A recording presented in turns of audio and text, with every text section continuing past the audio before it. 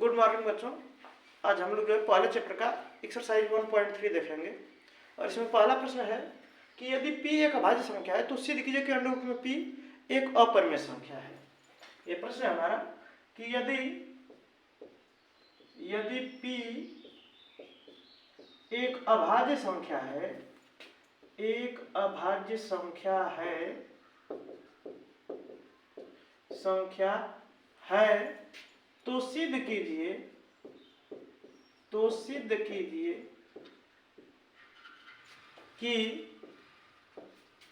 तो सिद्ध कीजिए कि अंडर रूट में p एक अपरिमेय संख्या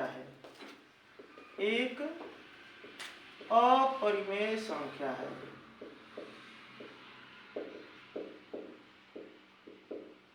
यह है प्रश्न हमारा। अब हम देखेंगे यहाँ पर जो है p एक अभाज्य संख्या है तो सिद्ध करना हमें कि अंडर रूट में p एक अपरिमेय संख्या है। ये हम लोग कल देखे थे कि यदि कोई अभाज्य संख्या कड़ी में रखी जाती है तो जो कि एक अपरिमेय संख्या होती है, लेकिन इसे हमें सिद्ध करना है यहाँ पर। ठीक है, वो जो कि एक स्टेटमेंट है जिसे हमें जो कि प्रूव करना है। ठीक है, तो हम जो है मान लेते हैं कि p एक अभाज्य संख्या है लेकिन अंडर रूट में p एक परिमेय संख्या है। माना अंडर रूट में p एक परिमेय संख्या है,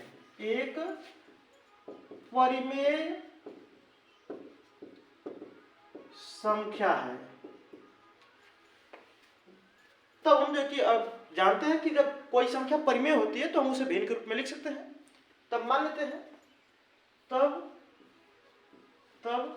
अंडर रूट में p को हम जो है m/n के रूप में लिख सकते हैं। ठीक है, जहां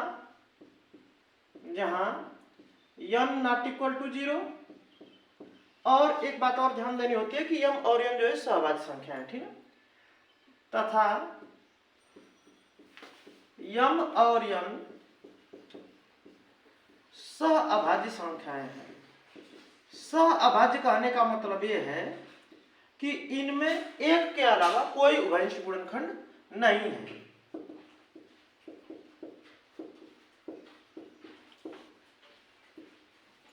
अब हम देखेंगे तो चूंकि अंडर रूट में p बराबर m/n है, हम इसे लिख सकते हैं n अंडर रूट में p इक्वल टू m।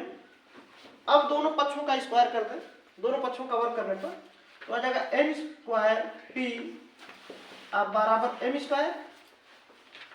अर्थात हम कह सकते हैं कि ये जो है m स्क्वायर के गुणनखंड में p आ रहा है, अर्थात m जो है p से भाज्य है। ठीक है, ये m square equal to n square p है, मतलब m जो है m के गुणनखंड में ये p आएगा। ठीक है, या ये कह सकते हैं कि m जो है p से भाज्य है।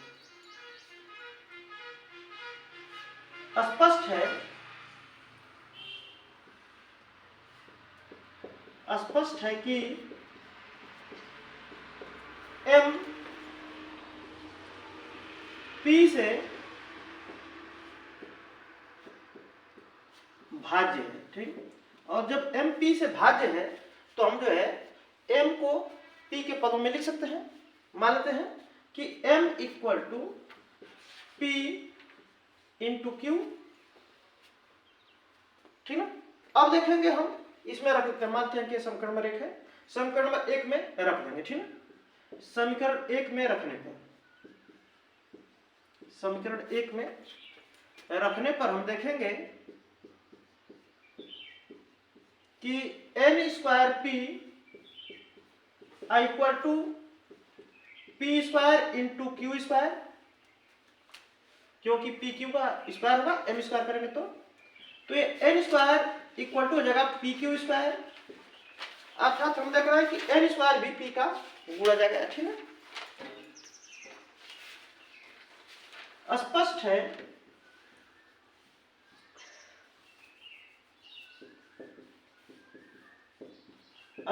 है कि n भी p का गुणज है। अब यहां हम लोग जो है एक चीज देख रहे हैं कि जैसे ये हमने जो है m स्क्वायर जो है कि p का गुणज था और यहाँ पर n स्क्वायर p का गुणज था, लेकिन हमने लिख दिया है कि m जो है p का गुणज है या p से भाज्य है। ठीक है, और यहाँ भी जो हमने लिखा है कि जो कि ये पी का गुणज है, पी से भाज्य है, ठीक है। ये पी से भाज्य कर सकते हैं, ठीक है, या पी का गुणज कर सकते हैं, ठीक है, पी का गुणज है, ठीक है, ये लिख सकते हैं। अब हम यहाँ पर देख रहे हैं तो ये जो है m जो है m स्क्वायर पी का गुणज है, तो m भी पी का गुणज हो गया। कैसे? इसके पहले हम लोग जो है कि प्रमेय प्रूव किए थे या सिद्ध किए थे कि यदि जो है कोई भाज्य संख्या है और वह यदि किसी संख्या को विभाजित करती है तो वह जो है कि उसका स्क्वायर भी उस अभाज्य संख्या से विभाजित होगा। जैसे m जो है किसी अभाज्य संख्या p से विभाजित हो रहा है तो m स्क्वायर भी p से भाज्य होगा, या फिर m स्क्वायर p से भाज्य है तो m भी p से भाज्य होगा। वैसे ही यहाँ पर n स्क्वायर p से भाज्य है तो ये जो है n भी p से भाज्य हो गया है, ठीक है, ये हम कह सकते हैं। अब यहाँ पर देख रहे हैं कि m जो है कि p का गुणज हो गया और n भी p का गुणज हो गया, मतलब m और n दोनों जो है p के गुणज हो गए। या फिर ये कह सकते हैं कि m और n दोनों में जो कि कम से कम एक उभयनिष्ठ गुणनखंड जो है कि p आ रहा है, ठीक है। अतः स्पष्ट है कि m और n का एक उभयनिष्ठ गुणनखंड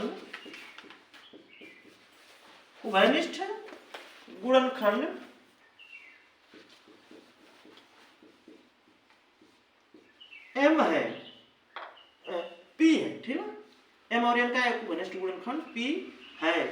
जबकि हमने माना था, यहाँ पर माना है हमने कि जहां n नॉट इक्वल टू 0 और m और n सहभाज्य संख्या यानी उनमें वो है कि एक के अलावा कोई उभयनिष्ठ गुणनखंड नहीं है। जबकि हम पा रहे हैं कि m और n का एक उभयनिष्ठ गुणनखंड p है, अर्थात जो हम मान रहे हैं वो जो है हमारा मतलब कि उसका जो है ये विरोधाभास है, ठीक है, जो हमारी संकल्पना का विरोधाभास है, ठीक है, संकल्पना या कल्पना कर सकते हैं, ठीक है, का विरोधाभास है, अतः जो है हम कह सकते हैं कि हमने जो है गलत माना है, ठीक है, और ये जो है अंडर में p एक अपरिमेय संख्या है, विरोधाभास है, अर्थात हमारा मानना गलत है और हम कह सकते हैं कि अंडर में p एक अपरिमेय संख्या है। अतः स्पष्ट है कि अंडर रूट में p एक अपरिमेय संख्या है, एक अपरिमेय संख्या है। अब हम लोग जो है अगला प्रश्न देखेंगे। ये दूसरा प्रश्न है हमारा,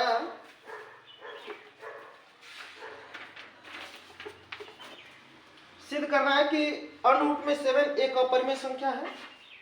इसी प्रकार हम लोग इसको भी करेंगे, कर लेते हैं, देखते हैं। अंडर रूट में 7 एक अपरिमेय संख्या है, हमें दिखाना है, ठीक है। सिद्ध कीजिए कि अंडर रूट में 7 एक अपरिमेय संख्या है। ये दूसरे का पहला प्रश्न है, सिद्ध कीजिए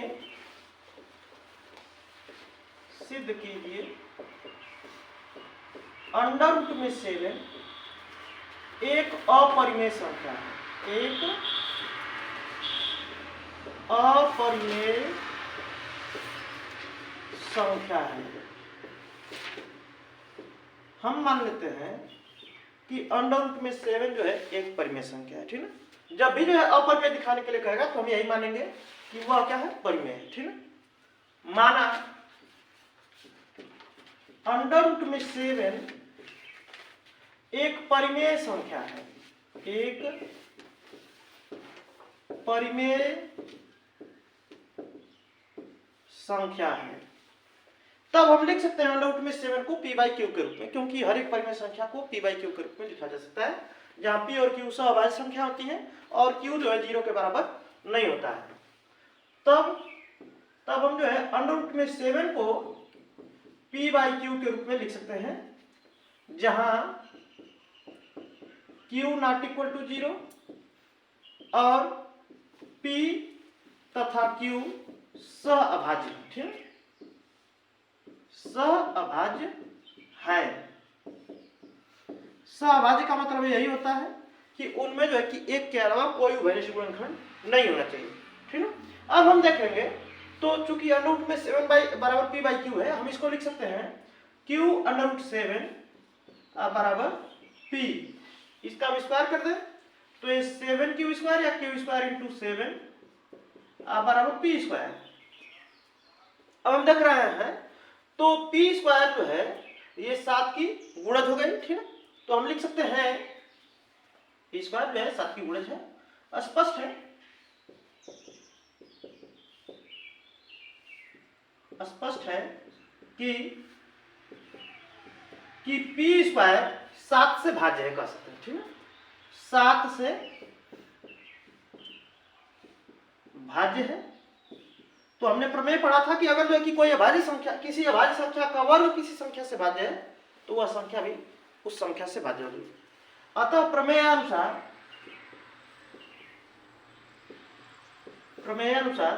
हम लिख सकते हैं p भी 7 से भाज्य है, ठीक है, 7 से भाज्य है, ये हम लिख सकते हैं।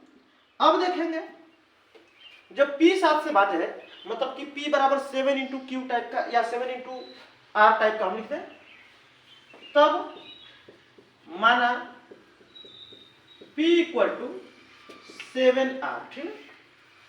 अब हम यहां पर लिखेंगे ये समीकरण नंबर 1 मान लेते हैं, तो हम देखेंगे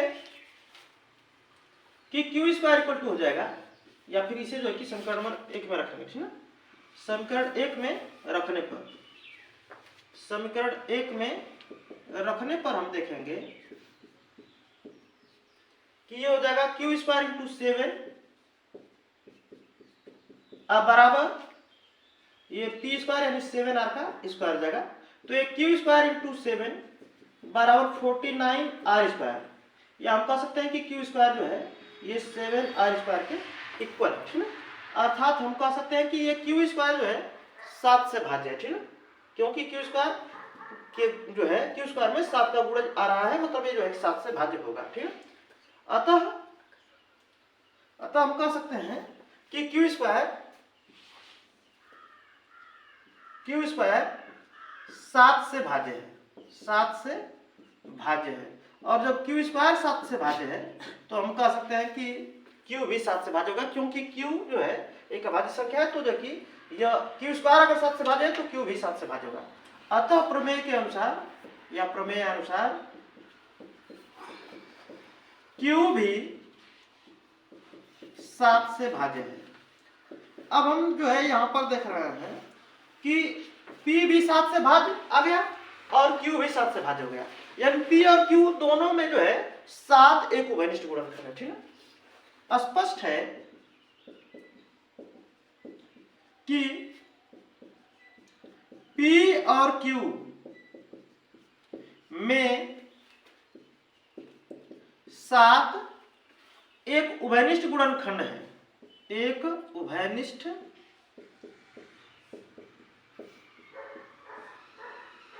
गुणनखंड है। और जब यह उभयनिष्ठ गुणनखंड है तो हम कह सकते हैं कि यह जो है जब ये उभयनिष्ठ गुणनखंड हो गया P और Q का, ठीक है, 7, तो हम कह सकते हैं कि P और Q जो है सहभाज्य संख्याएं नहीं है, क्योंकि P और Q को तभी सहभाज्य कहेंगे जब 7 के अलावा इनका जो है कि या फिर जो कि 1 के अलावा P और Q का जब 1 के अलावा कोई उभयनिष्ठ गुणनखंड नहीं होगा तो हम कहेंगे कि P और Q जो है सहभाज्य संख्या है। लेकिन यहाँ पर हम देख रहे हैं कि P और Q दोनों में जो है कि 7 उभयनिष्ठ गुणनखंड हो गया, अर्थात P और Q सहभाज्य संख्या नहीं है, मतलब हम जो है कि इस प्रकार नहीं लिख पाएंगे, ठीक है। अतः P और Q सहअभाज्य नहीं है। और जब ये सहअभाज्य नहीं है तो फिर हम जो ये देख रहे हैं कि इनको जो है P बाई Q के रूप में अंडर रूट 7 को नहीं लिख सकते हैं, ठीक है। अतः यह हमारी कल्पना का विरोधाभास है, ठीक है, हमारी कल्पना का विरोधाभास है, विरोधाभास है। अतः हम कह सकते हैं कि अंडर रूट में 7 एक अपरिमेय संख्या है, क्योंकि हमने जो माना था, कल्पना किया था कि परिमेय संख्या है, उसका जो है उल्टा रहा है, मतलब कि हमारा जो मानना है वो गलत है, ठीक है। अतः अंडर रूट में 7 एक अपरिमेय संख्या है, एक अपरिमेय संख्या है, ये हम कह सकते हैं, ठीक है। इसके बाद देखेंगे हम अगला प्रश्न इसी में। अगला प्रश्न है कि 2√3/5, ये जो है इसको भी हमें अपरिमेय दिखाना है, ठीक है। 2√3/5 दिखाना है कि 2√3/5 एक अपरिमेय संख्या है। ये दूसरे प्रश्न का ही दूसरा है, ठीक है। और इसमें कह रहा है कि 2√3/5 एक अपरिमेय संख्या है, ठीक है, एक अपरिमेय संख्या है, ये हमें दिखाना है, ठीक है। अपरिमेय संख्या है, ठीक है, ये हमें दिखाना है। हम जो है 2√3/5 को अपरिमेय संख्या दिखाना है, हम मानेंगे इसको जो है परिमेय संख्या, ठीक है। माना 2√3/5 एक परिमेय संख्या है, एक परिमेय संख्या है, तब हम इसे जो है p/q के रूप में लिख सकते हैं। तब 2√3/5 बराबर p/q, जहां q नॉट इक्वल टू 0 होगा और p और q सहअभाज्य संख्या होंगी। p और q सहअभाज्य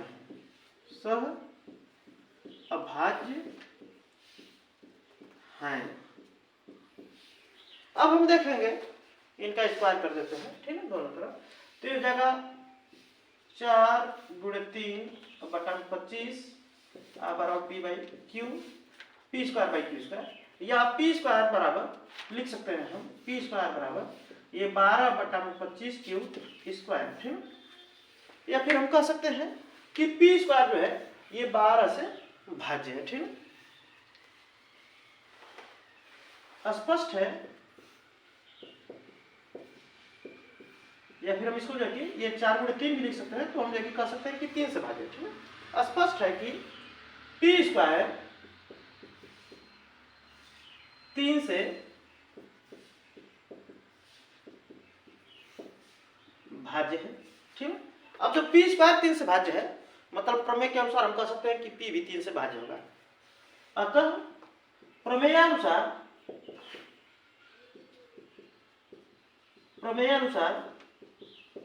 p भी 3 से भाज्य है, और जब p भी 3 से भाज्य है तो हम p को जो 3 के गुणज के रूप में लिखते हैं। माना p बराबर 3c। अब हम वहां पर जो है पहले समीकरण, इसको पहला नंबर मानते हैं और इसमें रख देंगे।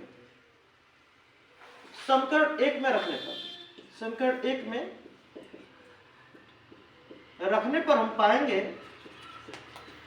कि ये जो है 3c का स्क्वायर बराबर 4×3q²/25, या हम जो है कि इसका स्क्वायर करेंगे तो 9c² बराबर 4×3q²/25, या फिर हम इसको लिख सकते हैं 3c² बराबर 4q²/25, ठीक है।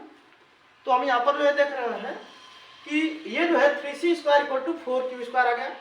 अब हम यहाँ पर जो है ये लिख सकते हैं कि 3×25/4c² बराबर q², या फिर हम ये कह सकते हैं कि q² भी 3 का गुणज है, ठीक है। स्पष्ट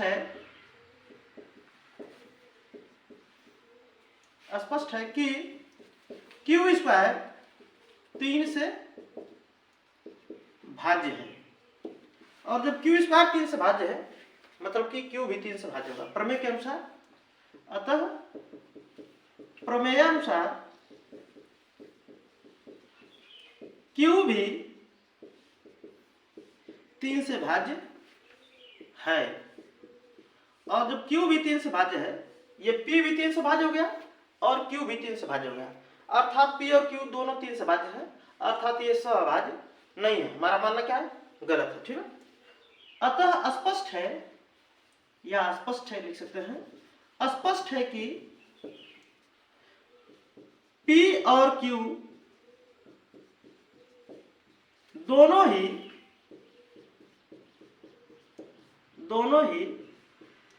3 से भाज्य है, 3 से भाज्य है। जब दोनों ही 3 से भाज्य हैं, अर्थात दोनों का उभयनिष्ठ गुणनखंड हो गया, दोनों से अभाज्य नहीं है। ठीक है, अतः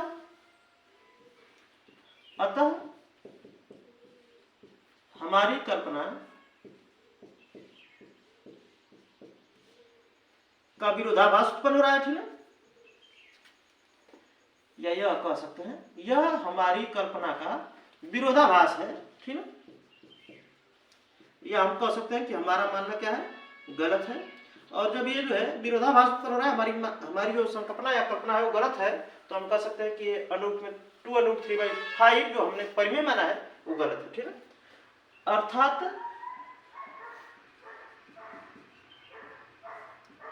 2√3/5 एक